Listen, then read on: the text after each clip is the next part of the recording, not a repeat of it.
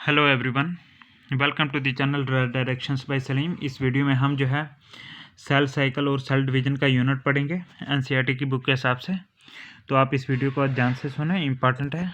जो medical field में 12th के बाद एग्ज़ाम होते हैं और जो ग्रेजुएशन के बाद कॉम्पिटिटिव एग्ज़ाम्स होते हैं उसके लिए इम्पॉर्टेंट है। आप ध्यान से सुने, हमारा चैनल सब्सक्राइब करें।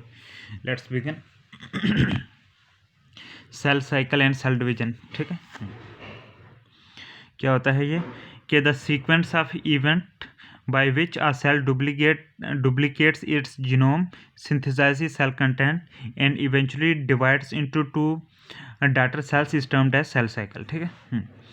A typical eukaryotic somatic cell has two main stages: a long undividing interphase, which is also called I phase, and a shorter nucleus dividing stage called mitotic phase, which is also called M phase, followed by cytokinesis, ठीक है ना।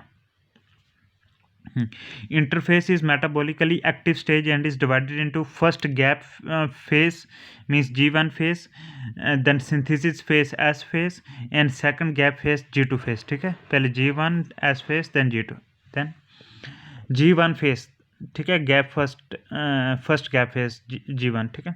G1 phase is a stage of initial growth of a newly formed cell in which the cell divides on active metabolic activities in preparation for DNA replication. In G1 phase, a cell has three options to continue cell cycle. Has three options, ठीक है। पहला आ गया to continue cell cycle and enter S phase, then to stop cell cycle and enter G0 phase for undergoing differentiation, or get arrested in G1 phase where it may enter G0 phase or re-enter cell cycle, ठीक है। Some cells such as nerve cells and erythrocytes that do not divide further exit G1 phase to enter an inactive stage called as quiescent stage G0 of the cell cycle। कि कुछ cell होते हैं जैसे erythrocyte और नर्वसाइट जो आगे divide नहीं करते, ये G1 फेज को ही एक्सिट कर देते हैं, उसी से निकल के सीधा इनएक्टिव स्टेज क्विएसेंट स्टेज में चले जाते हैं जो कि G0 है, ठीक है। हाँ, then they remain metabolically active but no longer proliferate unless called on to do so. Next is S phase or synthesis phase. It marks the period during which DNA synthesis or DNA replication takes place. During this time, the amount of DNA per cell doubles. If the initial amount of DNA is denoted as 2C, then it increases to 4C. However, there is no increase in the chromosome number, ठीक है, S phase में। In animal cells during the S phase, DNA replication begins in the nucleus and the centriole duplicates in the cytoplasm, ठीक है।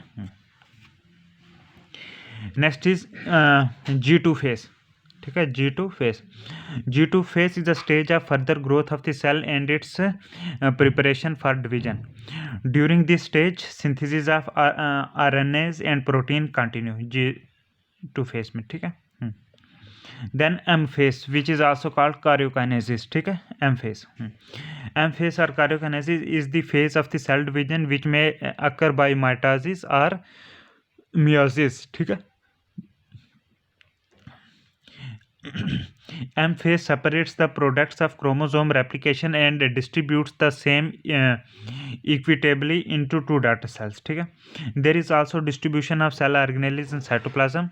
Therefore, M phase is the process of final separation of already duplicated molecular units, ठीक है, M phase. And then karyokinesis, ठीक। karyokinesis involves prophase, metaphase, anaphase and telophase, ठीक है, याद है। ना अब हम देखते हैं माइटोसिस, ठीक है। Mitosis occurs during formation of body cells, therefore called somatic cell division, ठीक है। बॉडी सेल्स बनते हैं इसलिए सोमैटिक सेल डिवीजन बोलते हैं माइटोसिस को। As the daughter cells resemble their mother cells genetically, it is also called duplication division और equational division, ठीक है। Mitosis leads to production of diploid daughter cells with identical genetic complement and helps to restore nucleic cytoplasmic ratio, ठीक है। It also replaces old cells and helps to increase number of cells within an organism, ठीक है। ये है diagrammatic representation of mitosis, ठीक है, mitosis की diagrammatic representation है। तो ये इसकी स्टेजेस हैं, ये interphase, prophase, metaphase, anaphase, telophase, cytokinesis, ठीक है। तो यहाँ से शुरू करते हैं। तो ये आगे इंटरफेस, ठीक है, ये सेल अभी इंटरफेस में है, ठीक है ना। हाँ, interphase is the first stage of the cell cycle and the period before cell division. कब सेल डिवीजन से पहले का पीरियड होता है इंटरफेस, ठीक है। During this phase the cell matures, copies its DNA and prepares to divide, ठीक है, इस इंटरफेस में। तो ये है सेल, ये सेंट्रियोल, ये क्रोमैटिन वगैरह, ठीक है। इसके बाद आता है प्रोफेस, ठीक है।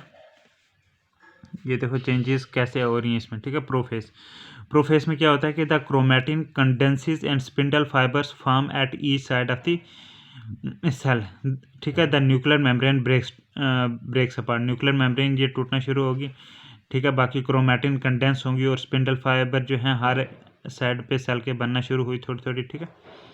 हाँ, तो ये ठीक है। और ये आप ये स्ट्रक्चर देख सकते हो, जैसे ये एक क्रोमोसोम का ये सेंटर वाला आ गया सेंट्रोमियर, और ये जो हाँ ये आ गया क्रोमैटिन, ठीक है। और ये जो ब्रांचेस जैसी हैं आर्म्स, इनको बोलते हैं क्रोमैटिड्स, ठीक है ना। हाँ, नेक्स्ट अब आप देखते हैं ये प्रोफेस था, ठीक है। अब उसके बाद ये मेटाफेस आ गया, ठीक है। इसमें और चेंजेस कैसे कैसे आती हैं, कैसे स्पिंडल प्रोमिनेंट होती जा रही है, ठीक है ना। तो ये देखते हैं मेटाफेस में, ठीक है, कि the chromosomes line up along the centre of the cell, ये ऐसे लाइन में लगे, and the spindle fibres attach to each chromosome at the centromere, ठीक है। ये सेंट्रोमियर जैसे ये सेंटर में होता है, ठीक है, यहाँ पे जो है ये स्पिंडल लगना शुरू होगी, ठीक है। स्पिंडल फाइबर अटैच होना शुरू हो गया हर क्रोमोसोम के सेंट्रोमियर में। ये देखो यहाँ से ये वाली स्पिंडल हर एक के सेंट्रोमियर में लगी है।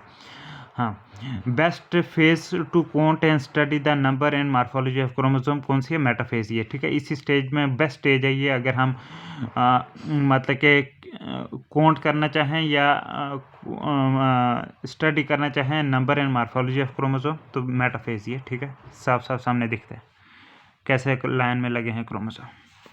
हाँ, उसके बाद आ जाता है मेटाफेज के बाद एनाफेज। एनाफेज में ये कैसे मूव होती जा रही हैं एक एंड पे, ठीक है ना। कि एनाफेज में spindle fibre splits the centromere and chromatids move to opposite sides of the cell, ठीक है। क्रोमैटिड्स क्या हो गया, क्रोमैटिड्स होते हैं ये वाली ब्रांचेस, ठीक है। हाँ, तो ये सेंट्रोमियर सेंटर में ये फटेगा और ये क्रोमैटिड्स जो है मूव करने शुरू होंगे एक एक तरफ, ठीक है। जैसे ये देखो, ठीक है, स्पिंडल फाइबर स्प्लिट हुई सेंटर से, हाँ ये तो एक तरफ चले गए हाफ और हाफ दूसरी तरफ, ठीक है। हाँ, spindle fibre splits the centromere, spindle fibre ने सेंट्रोमियर को तोड़ा, ठीक है, वो जो सेंटर वाला पॉइंट है, और क्रोमैटिड्स जो हैं अपोजिट तरफ चले गए, ये एनाफेज है। एनाफेज के बाद आ गया टीलोफेज। तो इसमें क्या आता है कि chromosome loosen on each side, हर तरफ जो है ये थी एनाफेज। उसके बाद देखो ये वाली स्टेज बन गई, ठीक है। ये कैसे बनी कि क्रोमोसोम जो है डीले हो गया हर तरफ, उस तरफ भी इस तरफ भी, and the nuclear membrane begins to form, और न्यूक्लियर मेम्ब्रेन ये देखो अब बनना शुरू हो गई, यहाँ पे कोई नहीं थे, ठीक है। Begins to form around the chromatid which is a strand of DNA, ठीक है। तो मतलब कि न्यूक्लियर मेम्ब्रेन क्रोमैटिड के इर्द गिर्द बनना शुरू होगी, तो ये मतलब टीलोफेज में ये न्यूक्लियर मेम्ब्रेन बनना फिर स्टार्ट होगी, ठीक है। तो अब ये मतलब कि ये सेंटर में ये कंस्ट्रक्शन वगैरह होता है, मतलब सेल डिवाइड दो में होने जा रहा है, ठीक है ना। तो अब जैसे ही बीच में, क्योंकि दोनों तरफ आ गया ये क्रोमैटिड्स वगैरह, क्रोमोसोम, डीएनए वगैरह, ठीक है ना। अब ये स्प्लिट होगा साइटो